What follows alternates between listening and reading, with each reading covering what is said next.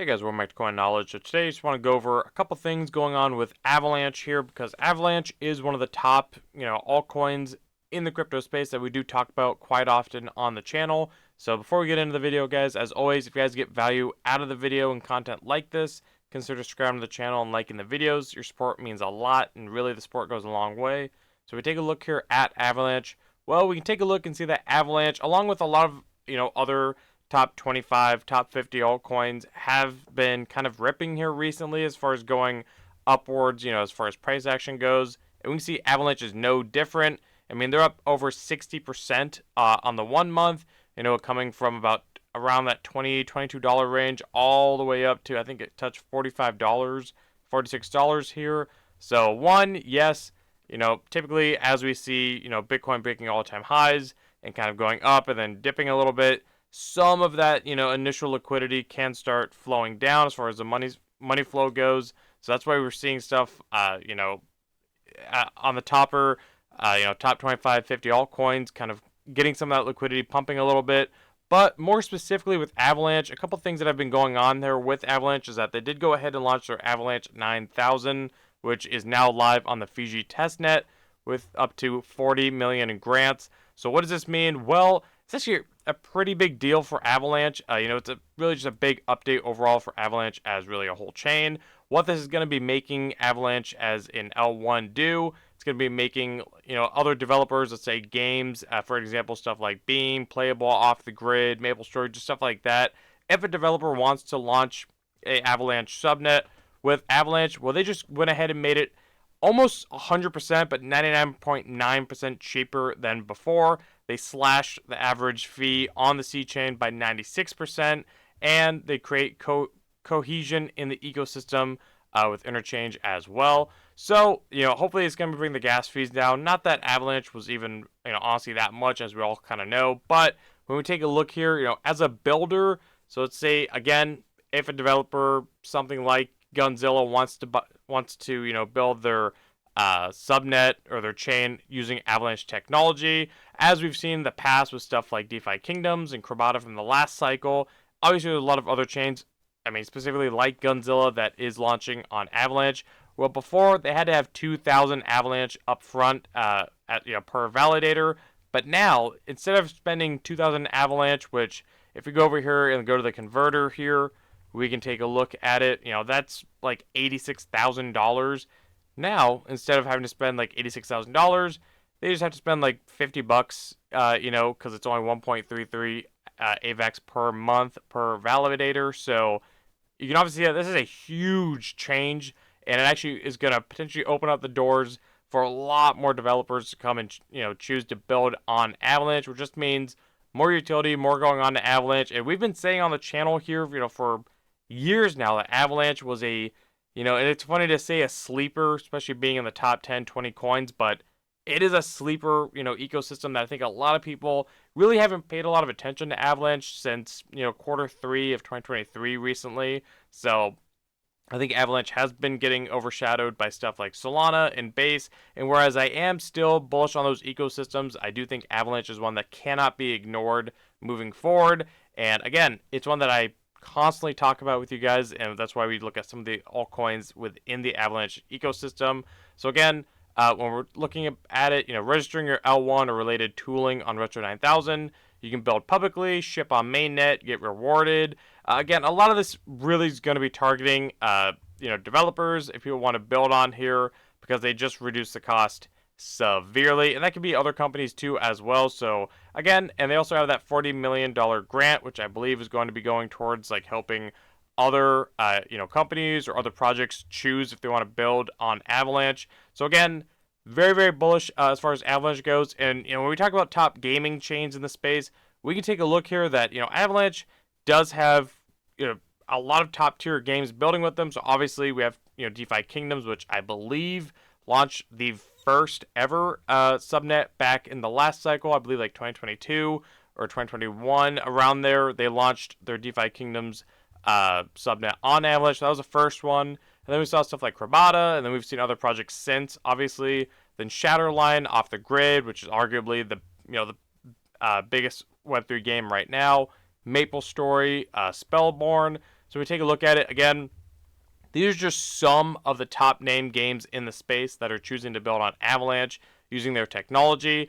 And there's so many other ones as well that's coming, in the future. We've talked about them in the past. So obviously, he brings up the fact that, Off the Grid is building on them. Well, when we take a look at an update for Off the Grid, they actually went ahead and, decided to launch their Off the Grid game on GeForce Now, which means that it is now able to be played on Mac, iOS, Android, smart TVs, or if you have a lower spec PC. Because I know before this upgrade, if you want to call it that, this move to go into GeForce Now, a lot of the the GPU spec was like in the 40 series in order to play Off the Grid. I was personally just playing it on the Xbox. That's personally just how I did it, just in my living room. But either way, now if you don't have kind of a higher end build, or if you just want to play it on the go on mobile, you can actually go ahead and play Off the Grid mobile. So that just, again, means more accessibility for the game to more players. And why that ties back into Avalanche is that, well, Off the Grid actually does a lot of, it's like millions of transactions throughout their, their application, their game on Avalanche, because they do have their Avalanche subnet, the Guns subnet that is using all those transactions on the back end, which is powered by, again, Avalanche. So again, guys, that's why we cannot fade Avalanche. And we take a look at Beam, which is Merit Circle's Avalanche subnet. We can see that they're also on a tear this month. They're up 40% on the 1 month, and I want to say it's a little closer to like 90 or 80% from the local lows, because we see that Avalanche or Beam did get down to about almost 700 million in market cap, and now they are back to 1.3 billion. And this just goes to show that the power of Avalanche's subnet. That's why developers are flocking to Avalanche, and that was even before the upgrade. But now with the Avalanche 9000 upgrade, I do think this is going to open the floodgates for a lot of more developers and projects. If they're looking for a home to build on, I think that it just opens the door, just makes too much sense. Why wouldn't you want to build with Avalanche? Again, I think Avalanche is a solid play. I definitely do see it still as like a catch-up trade to Solana. Obviously, Solana has gone ahead and done some wild things this cycle already, but I do think that Avalanche is going to break its all-time highs from the last cycle, and that's only 30 billion. It's about a little less than a 2x from here. If we look at price, I think Avalanche got to like 140 or something like that. So like 140. Personally, if you were to ask me, I think Avalanche is going to, break all-time highs as far as market cap goes and price, honestly.